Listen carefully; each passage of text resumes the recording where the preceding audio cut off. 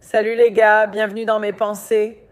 Alors, je veux parler de pourquoi les femmes légères, les prostituées et les travailleuses du sexe se marient. C'est dans l'actualité en ce moment avec Tiana, je crois qu'elle s'appelle Tiana Trump, mais en gros, c'est une actrice porno à la peau claire. Elle était invitée sur des podcasts où elle parlait du Gluck Gluck 3000. Je crois qu'elle a fait une fellation et a couché avec Bill Maher. Elle était escorte.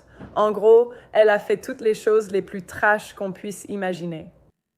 Et tu pourrais penser que l'homme qui l'épouse est un pigeon. Et beaucoup d'hommes pourraient penser qu'il valent mieux que ce type. Parce que, tu sais, il épouse une star du porno et c'est dégoûtant. Je vais jouer l'avocat du diable et expliquer pourquoi. J'ai vu des femmes extrêmement volages se marier, je dirais, à un taux plus élevé que des femmes qui ont passé des années dans la chasteté et qui ne sont pas aussi volages.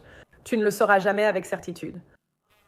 Donc, il y a quelques années, j'ai cherché sur Google à peu près toutes les filles faciles avec qui j'étais à l'école. Comme les femmes qui étaient un peu connues pour être très sociables, et par curiosité, je me demandais si elles étaient plutôt mariées ou non, plutôt mariées ou en couple depuis longtemps, et ce à quoi je m'attendais, c'est qu'elles ne soient pas mariées. Je pensais qu'elles finiraient seules, que personne ne les prendrait au sérieux. Mais je pense qu'en vieillissant, on se rend compte que ce n'est pas toujours forcément le cas. Alors, la première raison, c'est que les femmes légères ont tendance à avoir de bonnes relations avec les hommes avec qui elles couchent. Il y a les femmes légères, utilisées puis jetées, et celles que certains hommes gardent. Si elles sont gardées, c'est généralement parce qu'elles sont appréciées d'une certaine manière, et on peut le voir à leur comportement. Elles font beaucoup plus attention à ce à quoi les hommes réagissent. Elles sont souvent beaucoup moins râleuses. Un exemple qui me vient à l'esprit est Lila Rose contre Bonnie Blue. Je pense qu'avoir une conversation avec Bonnie Blue serait beaucoup plus agréable qu'avoir une conversation avec Lila Rose. Lila Rose n'a clairement pas prêté attention à ce que veulent les hommes. Ils s'en fichent. Très souvent, ces femmes ont l'habitude d'extraire des ressources et de l'attention des hommes, tout en offrant peu ou pas de valeur en retour. Les femmes jugées légères sont critiquées, mais elles apportent tout de même de la valeur aux hommes. Sais-tu qui vaut mieux, une femme qui garde sa jeunesse ou celle qui la partage avec plusieurs hommes?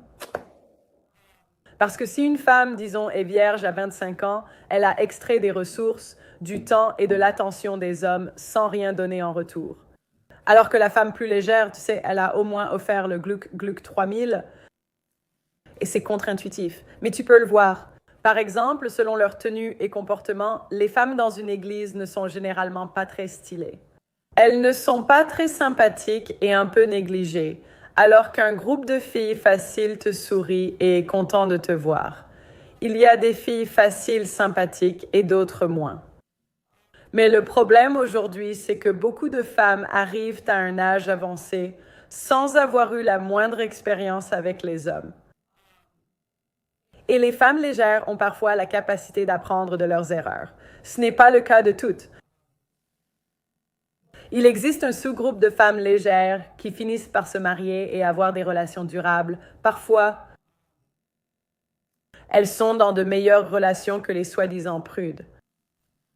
Et j'ai vécu ça parce que je suis allée dans une église un peu sectaire une fois. J'ai rencontré beaucoup de femmes qui se disaient célibataires depuis des années, même si on ne le saura jamais vraiment. Mais en fait, je les croyais un peu ces femmes-là parce qu'elles étaient tellement naïves quand il s'agissait de ce que les hommes aiment et à quoi ils réagissent. On aurait dit qu'elles n'en avaient aucune idée. Ça leur passait complètement au-dessus de la tête.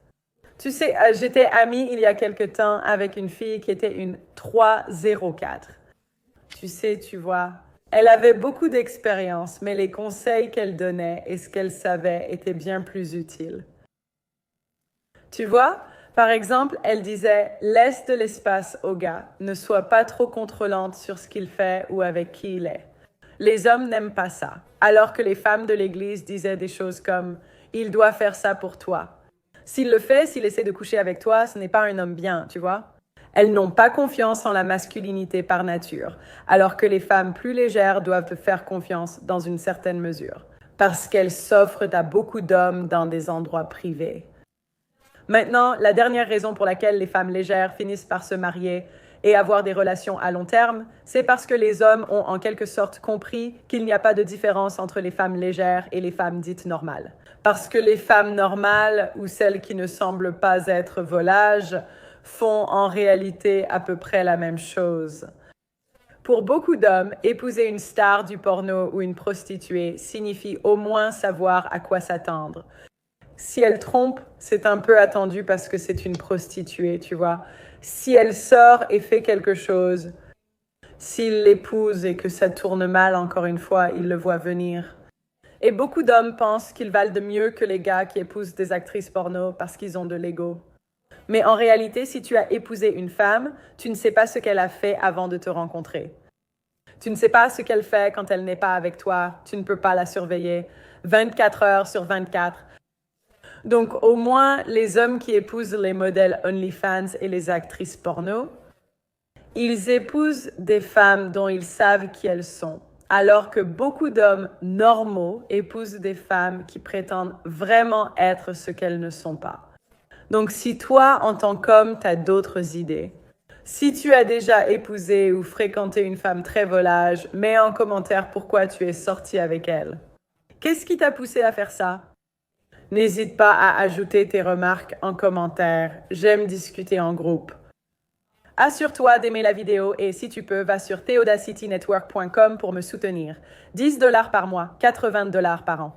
Je ne sais pas combien de temps je vais rester ici parce que les femmes me laissent tomber tout le temps. Et je suis sûre qu'un de ces jours, ils vont me virer. Alors aime la vidéo et on se retrouve la prochaine fois.